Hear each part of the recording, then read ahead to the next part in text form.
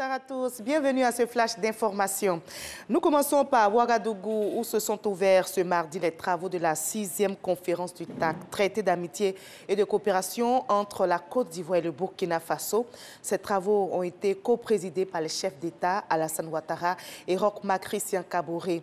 Les gouvernements ivoiriens et burkinabés affichent leur volonté de poursuivre et d'approfondir les échanges et surtout de tracer les nouveaux sillons de la coopération ivoiro-burkinabé. 11 protocoles d'accord ont été signés. Ils concernent notamment la coopération militaire, la promotion de la femme et de la jeunesse. Je vous propose maintenant d'écouter les présidents Ouattara et Roch Marc Christian Kaboré. Le traité d'amitié et de coopération entre la République de Côte d'Ivoire et le Burkina Faso a atteint aujourd'hui une phase de maturité qui doit nous permettre de parachever les projets et les chantiers que nous avons initiés depuis 5 ans.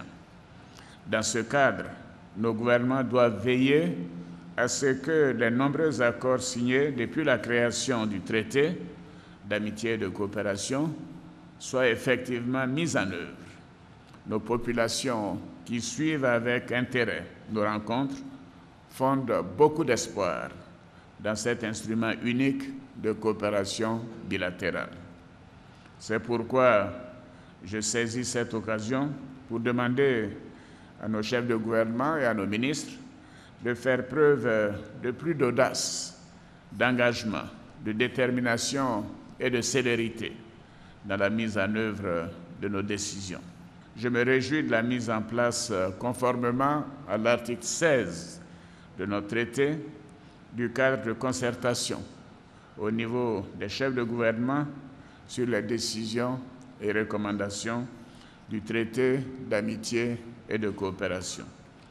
Monsieur le Président, honorables invités, Mesdames et Messieurs, la présente session de la conférence au sommet de notre traité va se pencher sur de nombreuses questions, notamment la sécurité et la défense, la réhabilitation, le renforcement et le développement des réseaux routiers et ferroviaires, notamment la réalisation de l'autoroute Yamoussoukro-Ouagadougou et la réhabilitation du chemin de fer Abidjan-Kaya et son prolongement jusqu'à Tambao.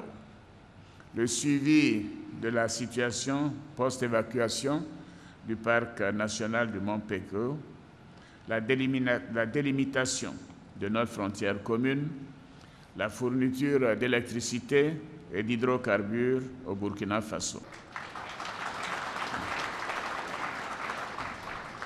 Outre ces points, nos assises examineront également les questions relatives à la jeunesse et à la femme, frange de la population appelée à jouer un rôle crucial pour l'avenir de nos deux nations.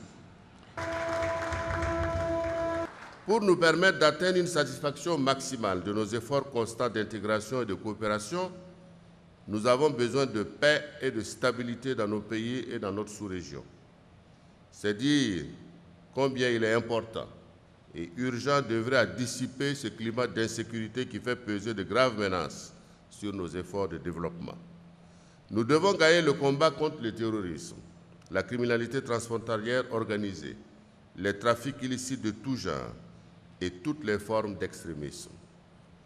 Monsieur le Président, les peuples ivoiriens et burkinabés partagent légitimement de fortes attentes vis-à-vis du traité d'amitié et de coopération, singulièrement des conclusions de la présente session. Il est de notre devoir de les satisfaire pour faire du couple ivoiro-burkinabé le moteur de l'intégration sous-régionale et un exemple de réussite pour nos populations. Et sur place ici en Côte d'Ivoire, l'emprunt obligataire 2017-2019 lancé en février dernier par l'État ivoirien sur le marché de l'UEMOA, Union économique et monétaire ouest-africaine, a été coté en bourse aujourd'hui au plateau à la BRVM, Bourse régionale des valeurs mobilières. Valeur de cette transaction au cours de ce premier jour, 1 million de francs CFA. Ailleurs aux États-Unis d'Amérique, changement de stratégie pour le président américain Donald Trump.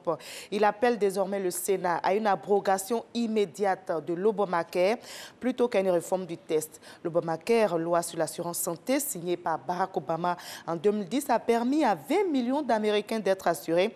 Au Sénat, des républicains, 4 au total, s'opposent à la nouvelle mouture de la loi proposée par Donald Trump.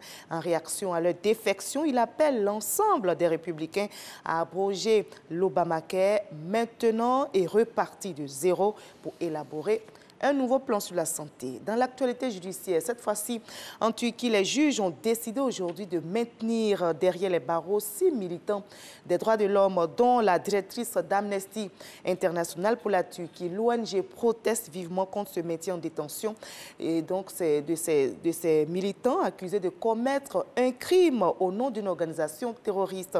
Amnesty dénonce un simulacre de justice et appelle tous les gouvernements à faire pression sur les autorités turques pour libérer les prisonniers. C'est un nouveau scandale d'abus d'enfants dans l'église catholique en Allemagne.